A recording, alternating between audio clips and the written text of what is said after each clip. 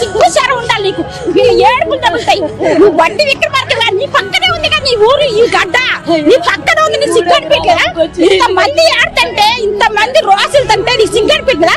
పేరు వడ్డీ విక్రమార్కని పెట్టుకున్నావు ఎందుకు? పేరు తగ్గ జీవితం జీవించాలి. అడ్డగా జీవితం 4 రోజులు బతికి నందిలా బతిక పందిలా బతకొద్దు. ఇంతమంది చూడు, ఇల్లు లేదు మాకు, వాకిళ్ళు పోనీ మా ఆధార్ కార్డు తీసి మాకు ఇల్లులు వాకిళ్ళు మాకు సిరాస్తులు లేకపోతే మాకు 10 ఎకరాలు 20 ఎకరాలు ఉన్నాయి అంటే నువ్వు అంటే మేము ఒప్పుకుంటాం. రేవంత్ రెడ్డి గారు ఇట్లా చేస్తారు అనుకోలేదు. మేము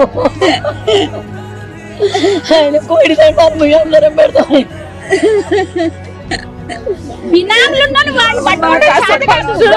వేసినప్పుడే మీకు లేదమ్మా ఇక్కడ అర్హత లేదు, మీరు వెళ్ళిపోండి అంటే మేము సంతోషంగా వెళ్ళిపోయేదాం. అక్కడ ఇల్లు ఉన్న ఇల్లు అమ్ముకొని వచ్చి ఇక్కడ మంచి చోటు కలెక్టర్ ఆఫీస్ దగ్గర ఉంటుందని మేము కట్టుకున్నాం ఇల్లు. కానీ ఎంత గోల కొడతామని మేము అస్సలు అనుకోలేదండి.